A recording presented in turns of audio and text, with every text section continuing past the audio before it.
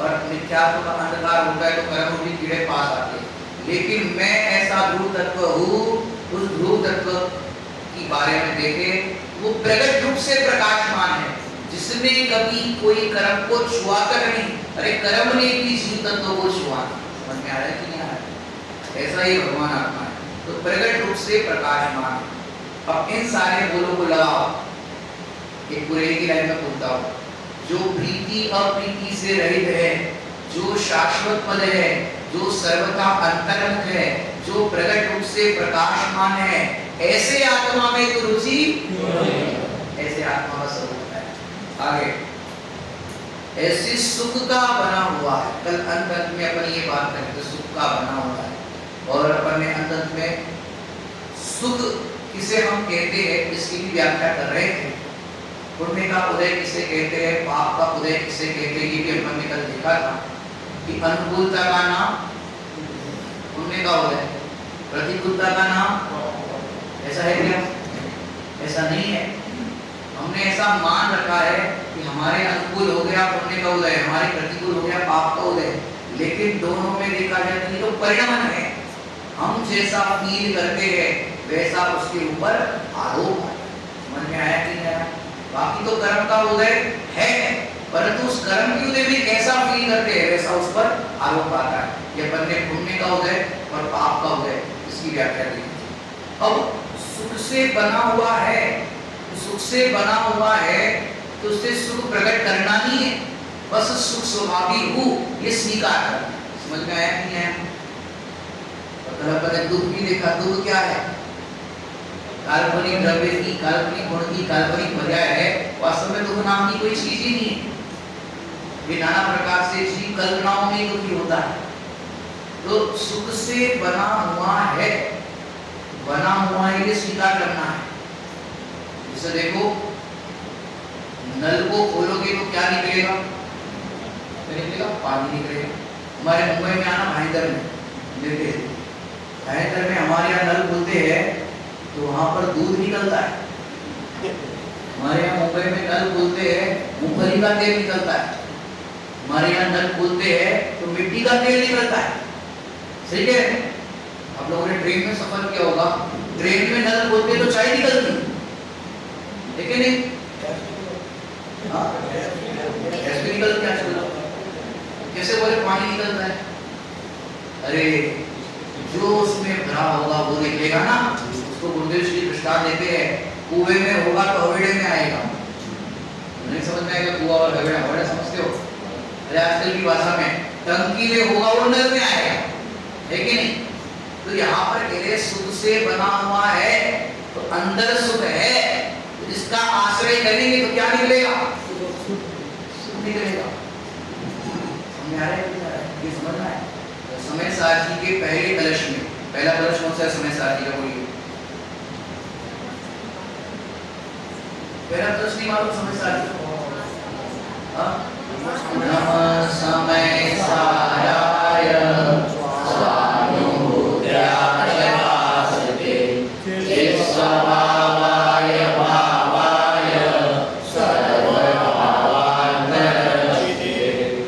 पहले कलश के अंदर पंडित राजमल जी ने, पांडे राजमल जी ने कलश टीका नाम का ग्रंथ लिखा है, समय सार कलश टीका। वहां उन्होंने लिखा, उद्गल के जानन हारे को ज्ञान भी नहीं है और सुख भी नहीं। क्या लिखा? उद्गल के जानन हारे को ज्ञान भी नहीं है और सुख भी नहीं है। उल्टा लगाओ, मैंने सीधा लगाओ, ज्ञायक के जानन हारे को ज्ञान भी है और सुख भी है। क्यों? उद्गल में ज्ञान भी नहीं है, ये उद्गल है, उसमें ज्ञान है क्या? उसमें सुख है क्या? जब ज्ञान नहीं है, सुख नहीं है, उसमें से मिल सकता है क्या? नहीं मिल सकता। समझना जरा ध्यान से कि जब उसमें है ही नहीं तो कहां से लेंगे? अभी बस जून महीने में मैं एक कंपनी खोल रहा हूँ, बहुत बढ़िया कंपनी है, जापान से मशीन बुलवा रहे हैं और एक मशीन चाइना से बुलवा रहे हैं और बढ़िया प्रोडक्शन चलेगा उसका, और एक आध महीने में उसका आईपीओ भी निकलेगा। आईपीओ समझते हो क्या? महाराष्ट्र तो सब समझते हैं आईपीओ। इसका शेयर निकलने वाला है, एक महीने बाद कंपनी पूरी रन करेगी, चाइना से मशीन आएगी, जापान से मशीन आएगी, और आईपीओ प्राइस बहुत कम है, 10 रुपया है। आप लोग लगाएंगे क्या? 10 रुपये का सीधा 50 रुपये तो कम से कम खुलेगा, और एक आध महीने में डबल हो जाएंगे पैसे। लगाएंगे पैसे? पंडित जी बोल रहे लगाओ। जापान से मशीन बुलवा रहे हैं, चाइना से मशीन बुलवा रहे एकदम मस्त, क्यों नहीं लगा रहे? बताओ तो सही भाई, बोल रहे हैं कंपनी बोल रहे हैं इतना सपोर्ट नहीं करो। हाँ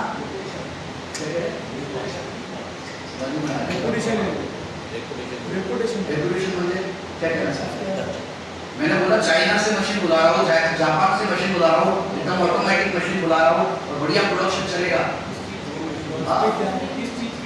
ये तो है बढ़िया बुद्धि, हम लगा देंगे कोई बात नहीं पंडित जी, पर बताओ उसे किस चीज का है? चलो बता देते आपको।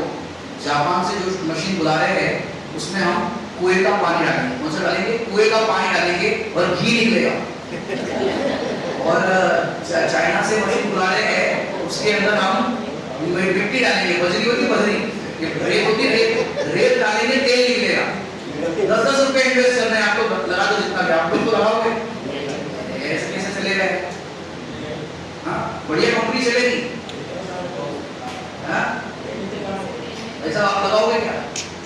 क्यों नहीं लगा? 10 रुपए लगाना, 10 रुपए में सोचते हो? अरे आप जो बता रहे हो, अरे जापान की मशीन हो कि चाइना की मशीन हो, पानी डालो और बहुत घी निकलेगा, रेत डालो तो तेल निकलेगा, निकल सकता है क्या? असंभव है। ऐसे ही इस जीव को सुखी होना है और ये जीव कहे हमारे उपयोग को हम 5 मिनट के विषय में इन्वेस्ट करें और हमें सुख मिले, तो मिल सकता है क्या? वहां पर बराबर बुद्धि लगती है अपनी, वहां तो पैसा डालेंगे नुकसान हो जाएगा। यहाँ हमारा जो उपयोग है, उपयोग, ये उपयोग रूपी धन यदि हम विषय रसायन लगाएंगे, इस शरीर में लगाएंगे, संयोगों में लगाएंगे, तो सुख मिलेगा क्या? विषय कषाय से सुख की इच्छा, रेत पेरने जैसा, अब ना इस जग में भरमाओ, करो काम कुछ ऐसा, भटका था ढगर जीवन का अधर, चाहे किसने भी दिखाया, मुझे आत्म राम सुहाया। समझ में आया कि नहीं आया? यहाँ इसलिए ये विनाश बंधुधारी देव कह रहे हैं कि भाई तू अपने उपयोग को जहाँ इन्वेस्ट कर रहा है वहां से तो सुख की आने की गारंटी ही नहीं है। ये शब्द कह रहा हूँ, ये समझते हो ना? वहां से सुख मिलने की गारंटी ही नहीं है, पर हम जहाँ के उपयोग को लगाने के लिए कह रहे हैं वो भगवान आत्मा में तू उपयोग लगाएगा, इसका आश्रय करेगा, तो सुख की अनंत % गारंटी है कि नहीं है? अनंत % गारंटी। अरे वे स्वयं लिखते हैं आचार्य देव, आचार्य देव कि आत्मा का आश्रय करने से मोक्ष की प्राप्ति होती है, सुख की प्राप्ति होती है, ये हम जानते हैं। क्यों? उन्हें आत्मा का आश्रय किया है, इसलिए घबराने की बात नहीं है। सच में आत्मा के आश्रय से सुख मिलेगा। तो कह रहे सुख का बना हुआ है, सुख का बना हुआ है, बस इसका आश्रय कर, तो अन्य जगह पर सुख की तलाश करेगा तो मिलेगी। गन्ने को मशीन में डालोगे तो क्या निकलेगा? क्या निकलेगा? गन्ने का रस। और वो दादाजी की छड़ी होती है, दादाजी का डंडा होता है, उसको मशीन में डालोगे तो कैसे नहीं निकलेगा? वो भी तो वैसे ही तो है, गन्ना जैसे ही तो है वो, नहीं तो निकले कहाँ से? समझ में आ रहा है कि नहीं आ रहा है? कि जगत की सब बातों में तो समझ में आता है कि वहां पर वो चीज है नहीं तो मिलेगी कहाँ से? तो यहाँ पर तो समझो कि जहाँ सुख नहीं है वहां से मिले कैसे? पुराना दृष्टांत सब जानते होंगे, स्ट्रीट लाइट होती है सड़क पर, वहां पर झोपड़ा था, झोपड़े में बूढ़ी अम्मा रहती थी और वो बाहर ऐसे ऐसे कुछ खोज रही थी। किसी व्यक्ति ने कहा क्या हुआ अम्मा जी? बोले मेरी सुई खो गई। बोले सुई खो गई, कहाँ खोई? बोले झोपड़े में। बोले जहां गिरी है वहां खोजो। तुम स्ट्रीट लाइट में उजाले में खोज लो, मिलेगी क्या? जहां गिरी है वहां खोजो। ऐसे हमारा सुख कहाँ पर है? हमारे में। जहां है वहां खोजोगे तो मिलेगा। भगवान आत्मा कहाँ पर है? तेरे अंतर में भगवान है मगर फिर भी अनजान है। माता जिनवाणी समझा रही सिद्धो जैसी तेरी शान है। शान माने सुख, सिद्धो जैसा तेरा सुख है, परंतु तू ये सुख स्वभावी आत्मा है, उसको देख नहीं रहा है, उसका अनुभव नहीं कर रहा है, और तू बाहर बाहर के सब पदार्थों में सुख की तलाश कर रहा है। तो सुख मिले कहां से? समझ में आ रहा है कि नहीं आ रहा है? वहां से सुख मिले कैसे जब है ही नहीं? तो देखो कई बार लोग दुकानदारी से, रिश्तेदारों से, घर परिवार से दुखी हो जाते कि नहीं हो जाते? कभी कभी ऐसे प्रसंग हो जाते, दुखी हो जाते। एक बार बड़े पंडित साहब के साथ पास में एक व्यक्ति गए और कहा, पंडित साहब इतने सालों से, 50 साल से मैंने दुकान चलाई, सब हमने ही किया, अब बच्चे कहते हैं कि नहीं पिताजी आप घर पे बैठो, धर्म ध्यान करो, सुबह शाम मंदिर जाओ, स्वाध्याय में बैठो, आप दुकान पे नहीं बैठोगे। इतने सालों से मैंने दुकान चलाई, मेरे बच्चे मेरे को दुकान पे नहीं बैठने दे रहे और कहते हैं कि पिताजी अभी आपकी निगाह कमजोर हो गई है, 500 के नोट में और 50 के नोट में अंतर समझ में नहीं आता है आपको, आप दुकान पे बैठो, अरे सॉरी घर पे बैठो, धर्म ध्यान में रहो। बताओ हम तो परेशान हो गए। बड़े पंडित साहब तुरंत बोले, पंडित साहब के वाक्य तो आपने देखे होंगे, जगह जगह लगे हुए हैं, उधर वो वाले मंदिर में भी लगे हैं, उनके सूखी वाक्य की बुक भी है। पंडित साहब तुरंत बोले, क्या हुआ सामने वाले ने? पंडित साहब हम तो परेशान हो गए।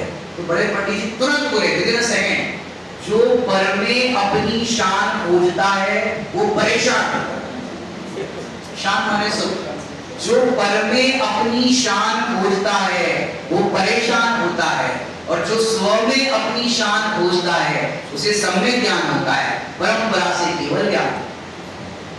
पर में सुख खोजेगा तो परेशान होगा कि नहीं होगा?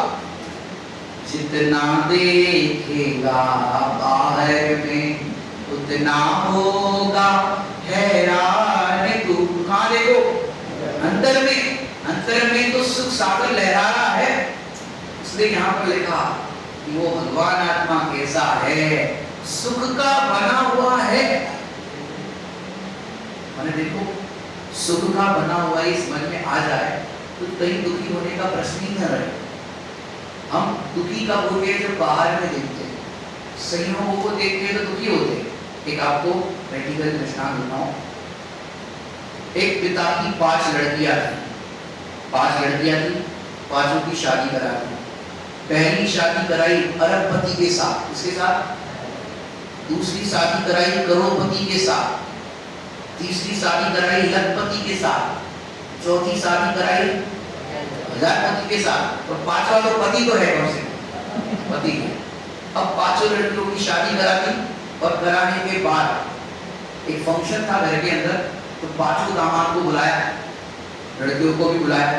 अब उस पार्टी के अंदर, शादी के अंदर अरबपति दामाद आए और बड़ा बिजनेस एम्पायर, तो उनको सोने के कटोरे के अंदर रसगुल्ला दिया। क्या दिया? सोने के कटोरे में रसगुल्ला दिया, अरबपति है। और दूसरे दामाद थे, वो कौन थे? करोड़पति, तो उनको चांदी के कटोरे में रसगुल्ला दिया। स्टैंडर्ड देखना पड़ता है, आजकल तो स्टैंडर्ड देख के काम होता है। चांदी के कटोरे में रसगुल्ला दिया। तीसरे दामाद थे लखपति, उनको कासा, कासा समझते? कासिया, कासा, कासा, कासे के कटोरे में रसगुल्ला दिया। चौथे दामाद थे हजारपति, उनको स्टील में दिया। और 5वें दामाद से पति थे, तो दोना पत्थर होता है, दोना पत्थर समझते हो? पत्ते का पहले होता था, दोना पत्थर में दिया, लाइन से सबको बिठाया था। अब देखो क्या होता है, 5 दामाद जरा 19-20 हो जाए, क्या हो जाए? तो बोलते तो बड़े हो कि छोटे हो, सब दामाद को बराबरी से व्यवहार होना चाहिए, तो फिर हो जाता है। अब देखो जो अरबपति दामाद थे, उनको सोने के कटोरे में रसगुल्ला मिला। कौन सी कषाय हो रही है? मान कषाय। तो क्या स्टैंडर्ड है मेरा? सोने के कटोरे में रसगुल्ला। दूसरे वाले करोड़पति दामाद थे, उन्होंने सोचा कोई बात नहीं, इस बार मेरा भी बिजनेस ग्रो कर रहा है, मेरा भी 100 करोड़ के ऊपर जाने वाला है टर्नओवर, अगली बार मेरे को भी सोने के कटोरे में मिलेगा। कोई बात नहीं, अगली बार मिलेगा। कौन सी कषाय? लोभ कषाय। कौन सी कषाय? लोभ। वैसी चाह कर रहे ना, वैसा बिल्कुल मिल जाए, लोभ कषाय। तीसरे दामाद कौन थे? लखपति, उनको कौन से कटोरे में मिला था? कासिए में।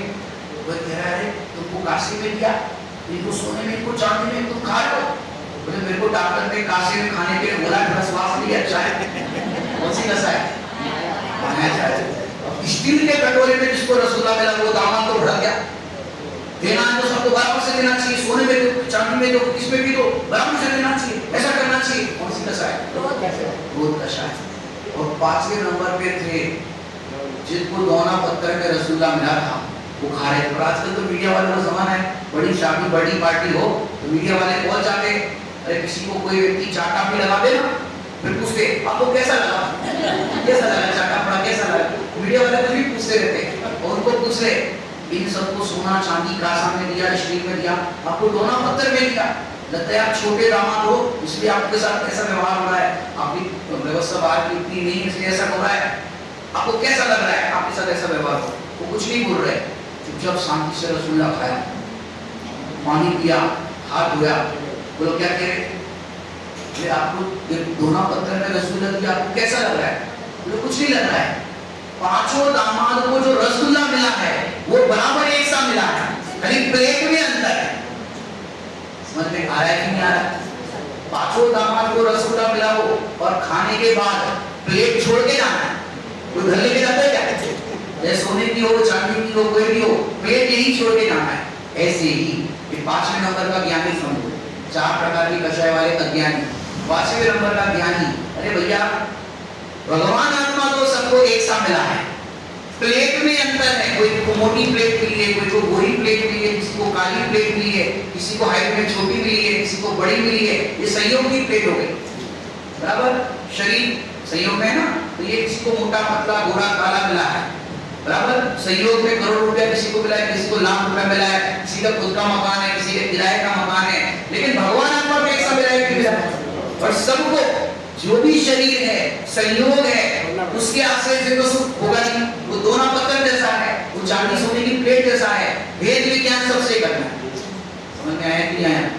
क्यों? प्लेट यही छोड़ के जाना ही है, चाहे गोरी हो या काली हो, कैसी भी हो, प्लेट यही छोड़ के जाना है। अनुभव किसका करना है? भगवान आत्मा। वो सुख स्वभावी रसगुल्ला कौन है? मैं। अब उस 5वें नंबर के दामाद की नजर रसगुल्ले पर थी, प्लेट पर नहीं थी, तो संतोष से खा रहा था। और कैसा खा रहा था, वीडियो वाला तो पहले वीडियो खींचते रहा, ऐसे खा रहा था कि किधर देख नहीं रहा था कि प्लेट ऐसी, चेहरे पे एकदम एकदम स्माइल।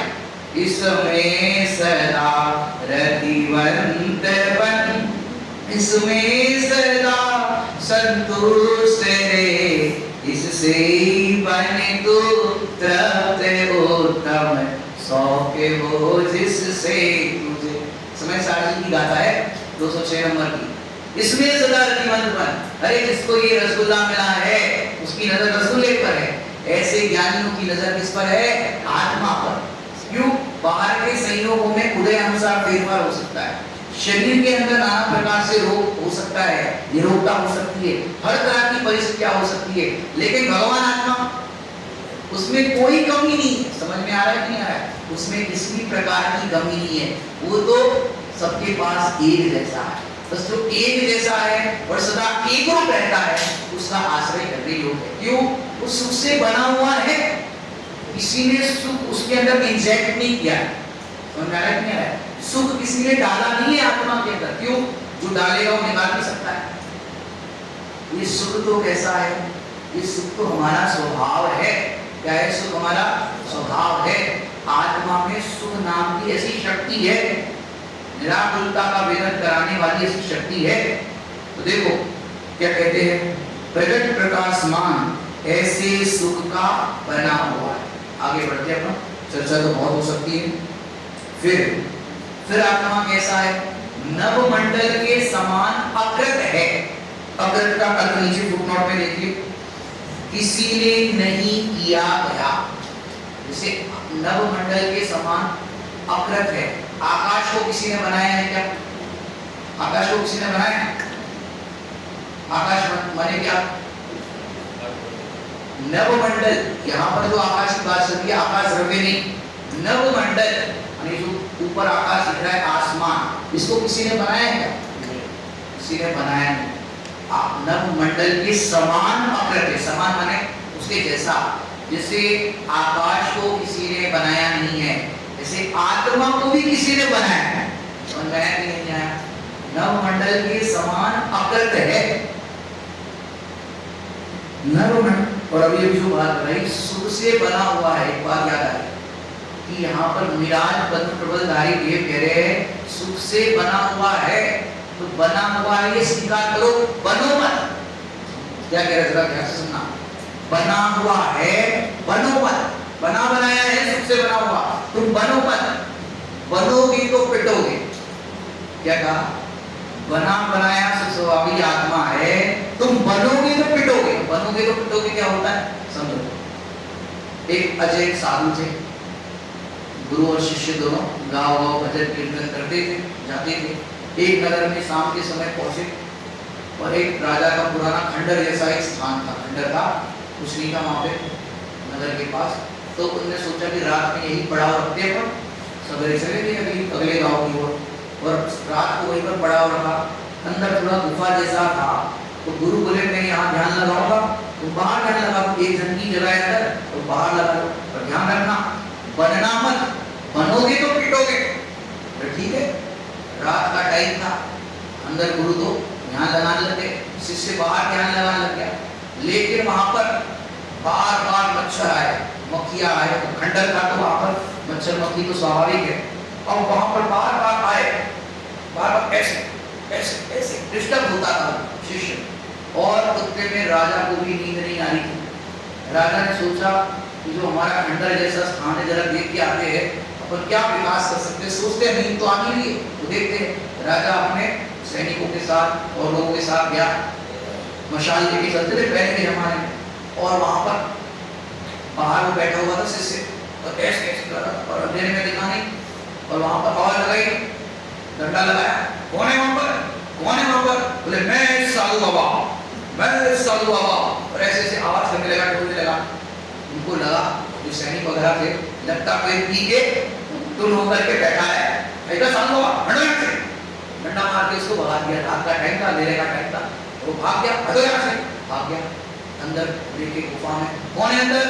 कोई आवाज नहीं। कौन है अंदर? कोई आवाज नहीं। फिर मशाल लगाई, इतने मच्छर इतने इतने भिनभिना रहे थे, और गुरु ऐसे ढांकने लगे, ओ साधु बाबा, साधु बाबा, साधु बाबा। इनसे तो मेरा ये खंडर पवित्र हो गया, अब तो यहाँ पर बहुत अच्छा स्थान बन जाएगा। और वहाँ चले गए, राजा ऐसा प्राप्त को चले गए। सवेरे उठे, गुरु शिष्य को बुलाया, और भैया रात कैसी रही, ध्यान कैसा लगा? गुरु जी क्या बात कराए, क्या बात करे? रात को आए थे लोग, डंडा मार के मेरे को भगा दिया। बोले ऐसे कैसे? बोले उन्होंने आवाज लगाई, कौन कौन? मैंने कहा मैं साधु बाबा।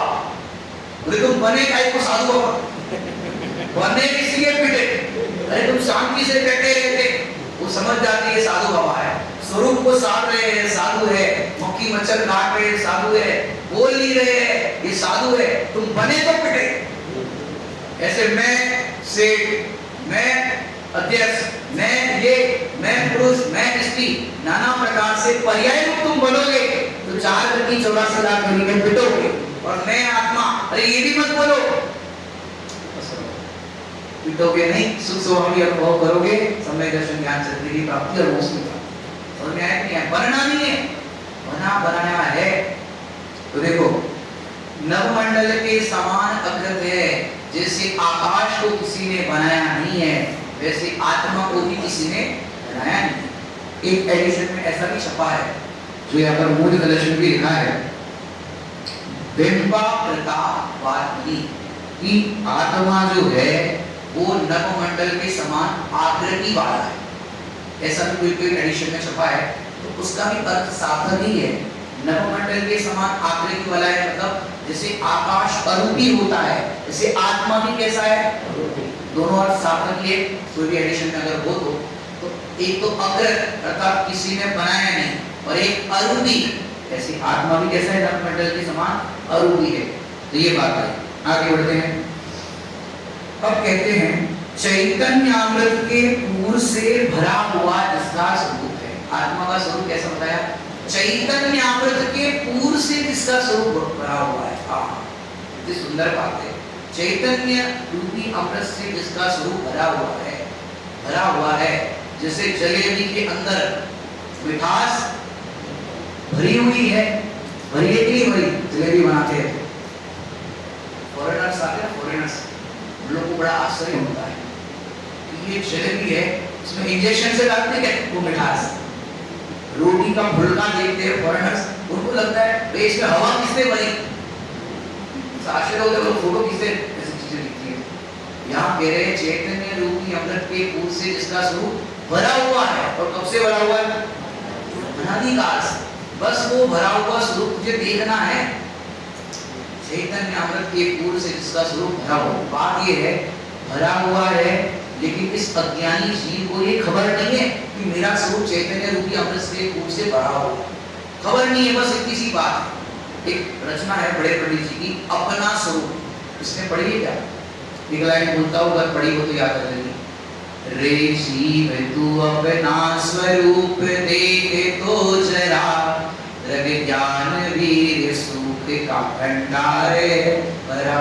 ऐसी रचना है भैया, आपको देखो नाना प्रकार से अन्य अन्य स्वरूप की तो चर्चा ग्रंथों में आई।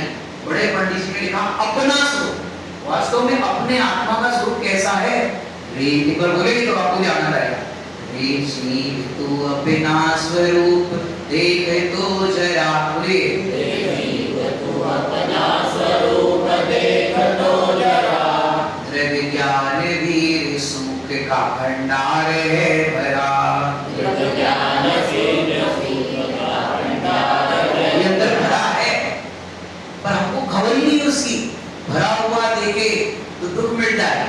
अपने आप को क्या समझता है? मैं पामर हूँ, दीन हूँ, दुखी हूँ, ऐसा समझता है। यहाँ कह रहे चैतन्य अमृत के पूर से भरा हुआ स्वरूप है, पर तुझे खबर नहीं है उसकी। खबर हो तो इसकी रुचि हो जाए। तो क्या है क्या है? आत्मा की खबर होने पर आत्मा की रुचि होगी कि नहीं होगी? होगी, पर आत्मा की खबर नहीं।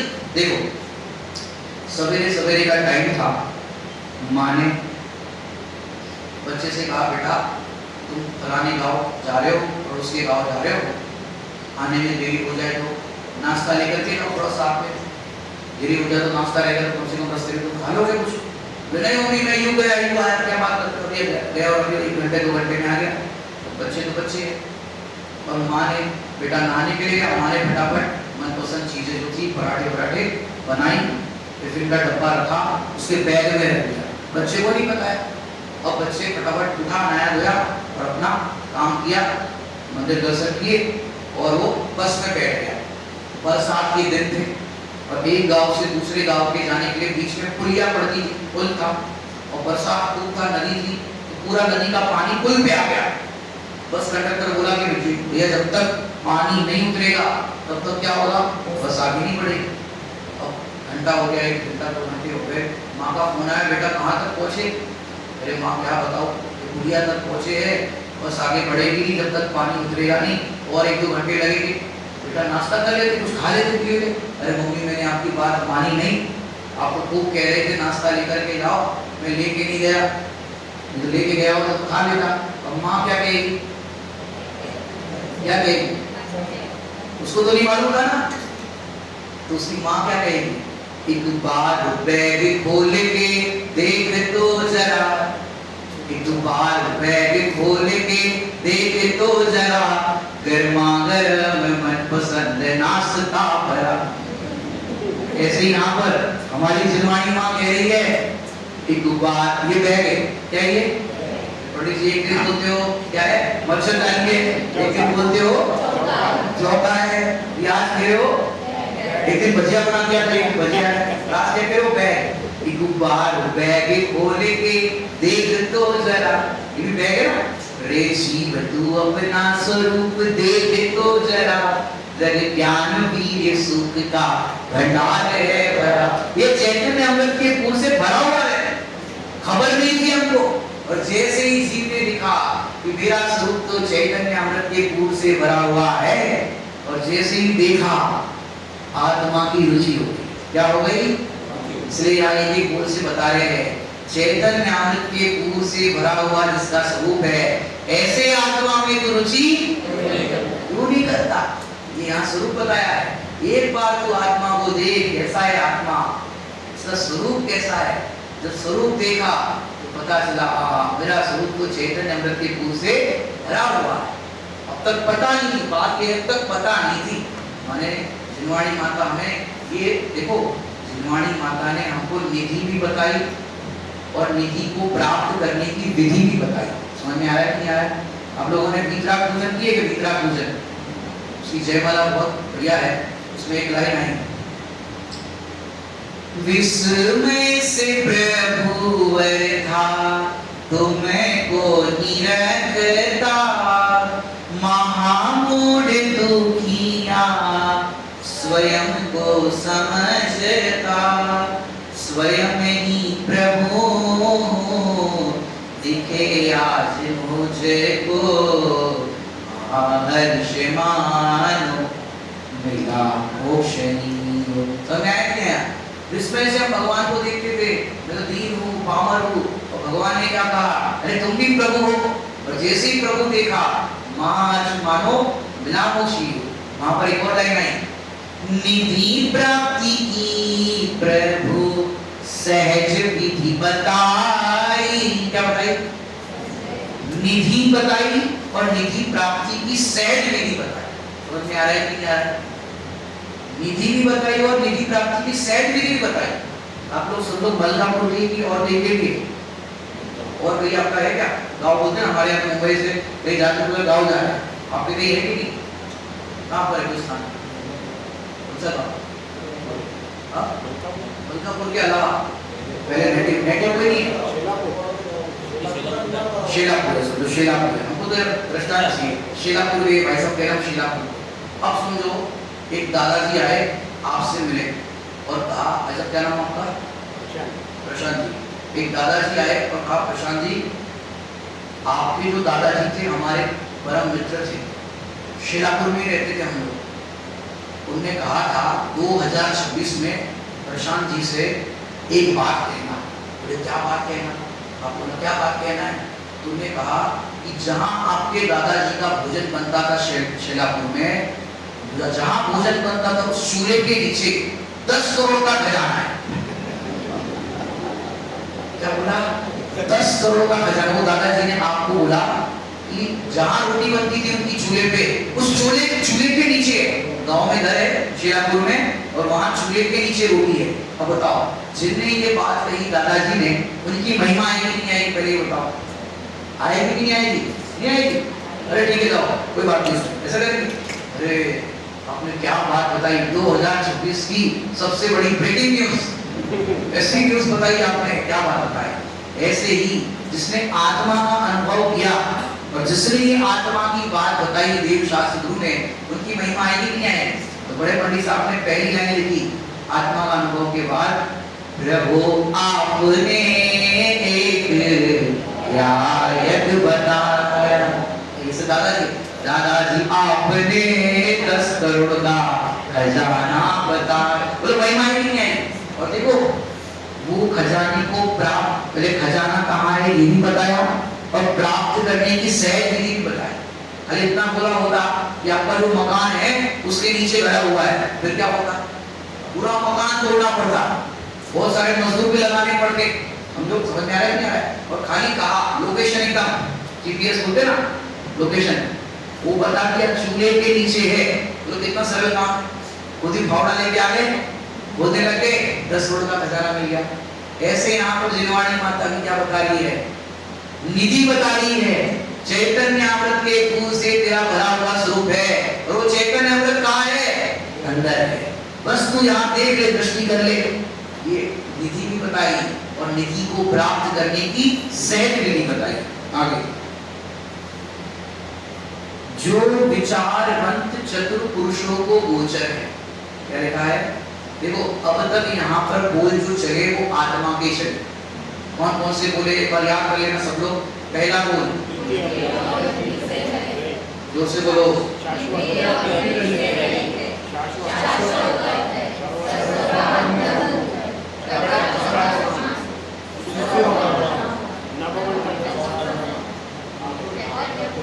नवमंडल के समान अप्रत्यक्ष चैतन्य अमृत के फूल से भरा हुआ जिसका स्वरूप है। 7 बोल हो गए आत्मा को समझाने के लिए।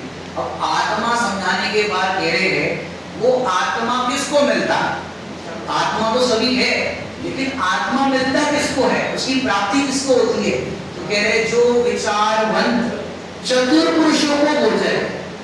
समझ में आ रहा है क्या है? दोपहर के विषय में भी मैंने आपको बताया था, क्या बताया था? तत्व विचार। यदि तत्व विचार नहीं है, व्रतादि है, अभ्यास है, सब कुछ है, लेकिन तत्व विचार नहीं है, तो कह रहे सम्यक्तों का अधिकार ही नहीं है। समझ में आया क्या?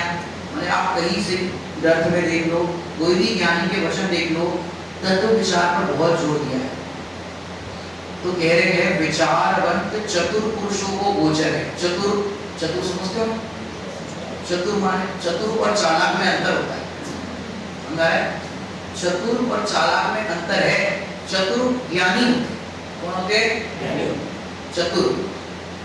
आपने जिनवाणी सुनती को पढ़ी होगी ना, सुन चेतन चतुर सुजान अब मन लाओ जिनवाणी।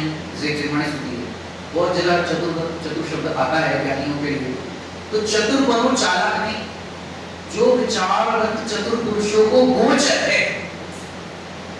एक और बात याद आ रही है चतुर के लिए, तो इनमें दृष्टांत होगा, जिससे आपको कुछ शिक्षा भी मिल जाएगी और वेद की बात भी मिल जाएगी। देखो, ये मैं इंदौर गया था एक साधारण के घर भोजन करने के लिए, इसलिए ऐसा बता रहा हूँ कि तो लोग लगाएंगे अरे आप पंडित जी का भोजन कहाँ हुआ था, क्या ऐसा प्रसंग बन गया। मगर ऐसा नहीं, एक जगह भोजन करने गया तो आपको लगेगा मलकापुर में गए थे, इसलिए मैं बताता हूँ इंदौर में गया और वहाँ भोजन की थाली के लिए बैठाया, उसमें 8 कटोरी लगी हुई। कितनी कटोरी?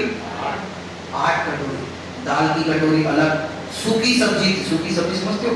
सूखी सब्जी की कटोरी अलग, नमकीन थी, नमकीन कटोरी, नमकीन का कटोरी अलग, मिठाई थी, मिठाई की कटोरी अलग, सबकी कटोरी अलग अलग करके 8 कटोरी। मैंने कहा इतनी सारी कटोरी हम नहीं लेते, अब कम कटोरी कर लो।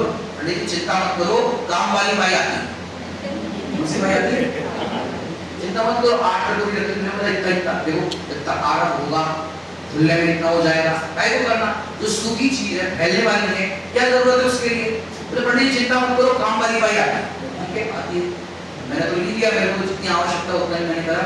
फिर मैंने प्रवचन में लिया, लोग ऐसा कहते हैं काम वाली बाई आती है, लेकिन जहाँ तक मेरा ज्ञान कहता है, जिस दिन मेहमान आए हो, घर में काम फैला हो, उस दिन काम वाली बाई को कौन सा ज्ञान प्रकट हो जाता है, उसी दिन छुट्टी पे चले जाए।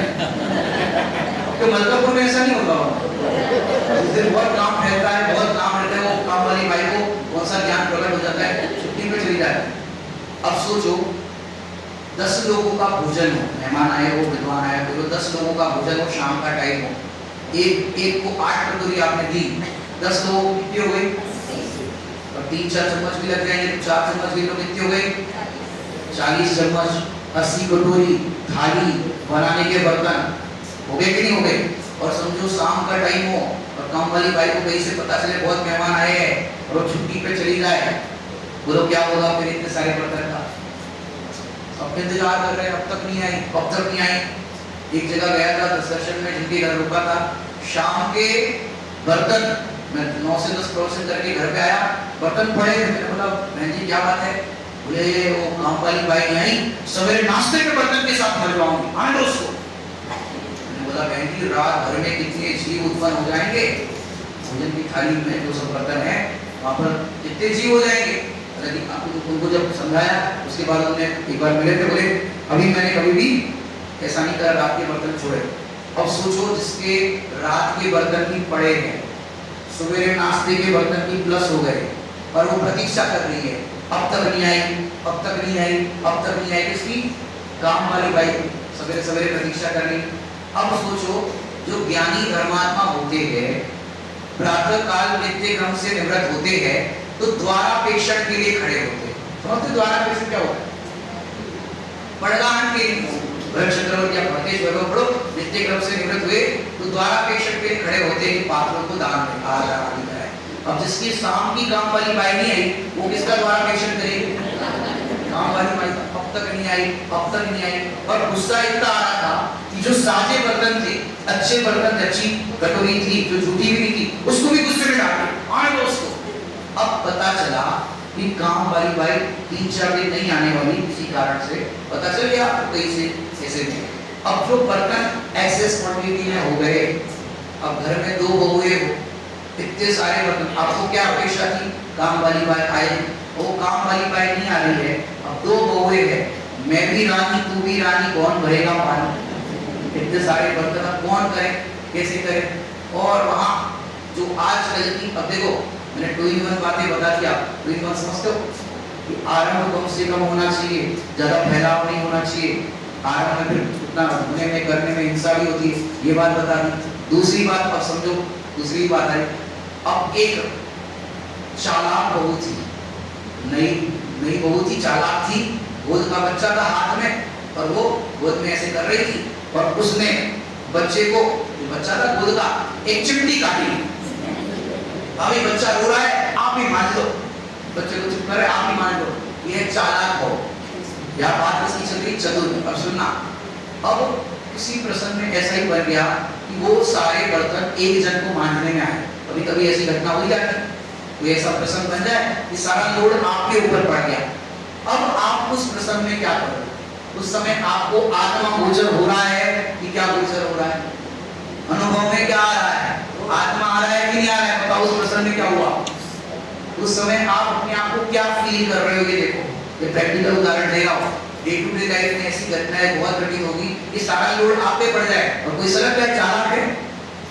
अब देखो उस समय चाहो तो आप अपने आप को दो अलग अलग कंडीशन बताता हूँ, बस एक हम ही नौकरानी है, जब देखो तो हम पे सारा लोड आ जाता है, हम पे ही सारे हो जाते, जब देखो तो बर्तन मांजते जा रहे हैं।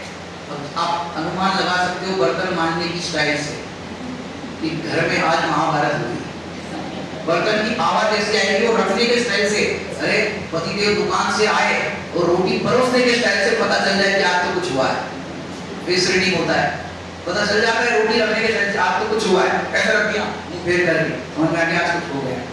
सुनो, अब वो बर्तन मंज रहे, बस हम ये नौकरानी, हम ये है, हम ये है, हमें इस प्रकार अगर आप फील कर रहे हो तो क्या है, क्या लक्ष्मी, अपने आप को तुम नौकरानी अनुभव कर रहे हो, अपने आप को दीनहीन पावर अनुभव कर रहे हो। उसी समय चाहो तो आप बर्तन मांजते मांजते भी स्वाध्याय कर सकते, क्या कह रहे, बर्तन मांजते मांजते स्वाध्याय, बोले हाँ, काम वाली बाई आती तो कितना पानी फैला के जाती, नल चालू रहता है कितना पानी मिल जाता है।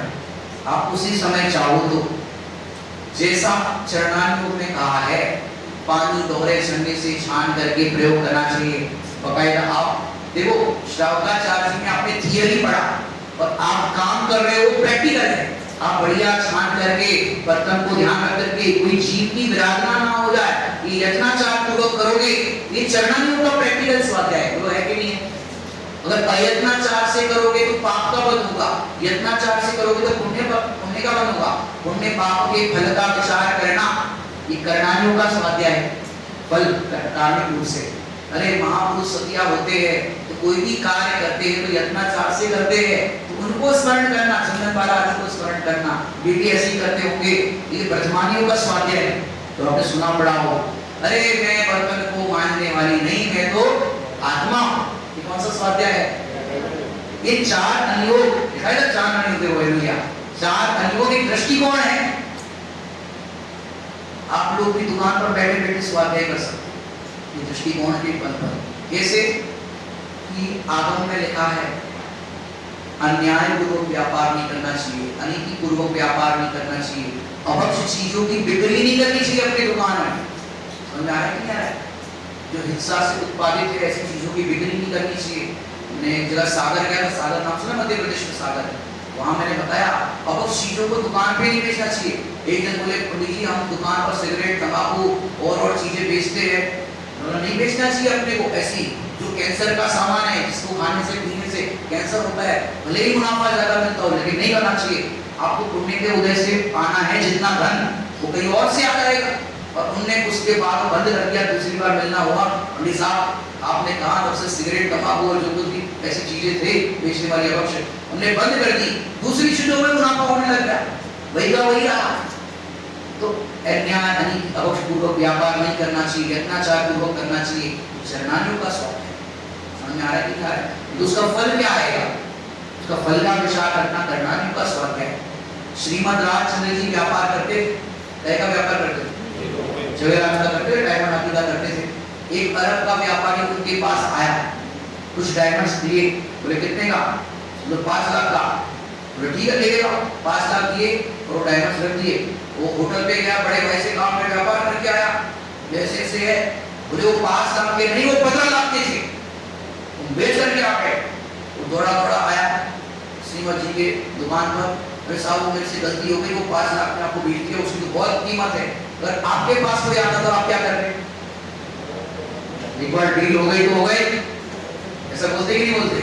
कि श्रीमत जी विचक्षण बुद्धि वाले थे, वे समझते थे कि ये उनने अपने डायमंड्स के अंदर उसको बनाया नहीं था। बोले तुम चाहो 15 लाख चाहते हो 15 लाख ले लो, या चाहो तो अपने डायमंड वापस ले लो। बोलो इतना डील के अंदर उन्होंने कहा, क्यों? रायचंद दूध पीता है खून नहीं, ऐसा उन्होंने डायलॉग कहा। आज उनके प्रसंग को हम क्यों याद करते हैं? आइडियल के रूप में देखो, व्यापार करते हुए भी क्यों, यदि उनने वो पैसे वापस नहीं किया, डील को उन्हें सही से नहीं किया, सामने वाला आत्महत्या कर सकता है, उसका बहुत बुरा हो सकता है। अरे महापुरुष ऐसे महापुरुष नहीं बन जाते, अपने जीवन में महान कार्य करते तो महापुरुषों को याद किया जाता है। तो ऐसे महापुरुषों को आदर्श बनाना ये ब्रह्मानियों का स्वाध्याय है। और व्यापार करते हुए भी ये व्यापार करना मेरा काम नहीं है, क्या कह रहे हैं? व्यापार शब्द सुना है कहीं पर? कहां पर? मानस नहीं, शुभ और स्वागत जयमाल में व्यापार चला करता, दिन रात शुभ भावों से मेरा व्यापार चला। तो शुभाशुभ भावों का व्यापार चल रहा है, लेकिन उस समय भी चाहो तो आप ज्ञान दर्शन का व्यापार करने वाले, अगर जानना देखना ये मेरा व्यापार है और मेरा ये सब करना व्यापार नहीं है, ये द्रव्यानियों का स्वाध्याय। समझ में आया कि नहीं आया? चारों नियों का स्वाध्याय, महिलाओं का दृष्टांत दे दिया, पुरुषों का दृष्टांत दे दिया, और बच्चों का दृष्टांत भी देख लो, माँ और बच्चे का। बच्चे ने कहा कि मम्मी आज ये डिश खाने का भाव है, ये डिश खाना है। मम्मी ने कहा अरे कौन इतना टाइम लगाए, ये ले 500 का नोट, बाजार में खा के आ जा, जो भी खाना है बाजार में खा के आ जा। और मम्मी ने 3-4 घंटे बैठ कर स्वाध्याय किया, तो स्वाध्याय हुआ कि नहीं हुआ? अरे 500 का नोट किया, बाजार में खा के आ जा, खा के आ गया वो तो। अरे वही फिर कॉन्सेप्ट यहाँ लगा दो, यत्नाचार पूर्वक बनाओगे चरणानियों का स्वाध्याय, बाजार का अवश्य खाएगा, हिंसा आदि होगी, पाप का बंद होगा, उठे पाप के फल का विचार करना गणनानियों का स्वाध्याय। और महापुरुष सतिया जो होते हैं, ज्ञानी धर्मात्मा होते हैं, उनको भी ज्ञानी को पानी पूरी खाने का भाव आ सकता है क्या? नहीं आएगा? वो तो क्या कहेगा, रुका सूखा खाएगा, है ना? ज्ञानी आ सकता है नहीं आ सकता? ज्ञानी को पानी पूरे खाने का भाव आ सकता है, लेकिन बाजार की नहीं खाए। समझ में आ रहा है नहीं आ रहा है? घर में शुद्ध बना करके खाएगा। गुजरात इडली डोसा खा सकते हैं? गुजरात खा सकते हैं इडली डोसा? नहीं खा सकते। अरे भैया अगर साउथ में मुनिराज होंगे तो उनके आहार में क्या बनेगा? क्योंकि वहां का तो वो रूटीन है, अपने यहाँ दाल रोटी सब्जी बनती है, उनके यहाँ तो वही इडली डोसा रसम वही तो बनता है साउथ के अंदर, तो वहां वो रूटीन भोजन है। उसको मर्यादित अपनी जो विधि है परमानेंट ग्रंथ को, जो उसके अंदर वो और कुछ डालते हैं, क्या डालते हैं? ईस्ट डालते हैं, ईस्ट से फर्मेंटेड होता है। लेकिन अपने यहाँ जो खार होते केले का, कच्चे केले का वो जो जला करके बनाते हैं, तो उससे वो दोष नहीं लगता है। समझाने के पूरी प्रॉपर जो विधि है उस विधि अनुसार आगम के अनुसार करें, उसमें कोई दोष नहीं। समझा? विधि अनुसार जो अपना पूरा प्रोसेस है उस अनुसार करे तो दोष नहीं। क्योंकि वहां तो साउथ में जाओगे वहां का भोजन तो वही है, क्योंकि गेहूं वगैरह तो अंग्रेजों के टाइम से आया। गेहूं वगैरह अंग्रेजों को पहले तो अपने बाजरा मक्का ज्वार ये तो होता था। समझ आ रहा है कि नहीं आ रहा? तो उसको प्रॉपर विधि पूर्वक बनाया जाए, मर्यादा में बनाया जाए, तो वो चीज आवश्यक है। समझ?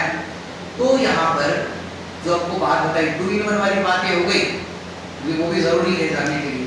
तो जो चैतन्य अमृत के पूर से भरा हुआ है, इतने सारे गुणों को बताने के बाद जो विचारवंत है वो चतुर पुरुषों को गोचर है, चालाकों ने।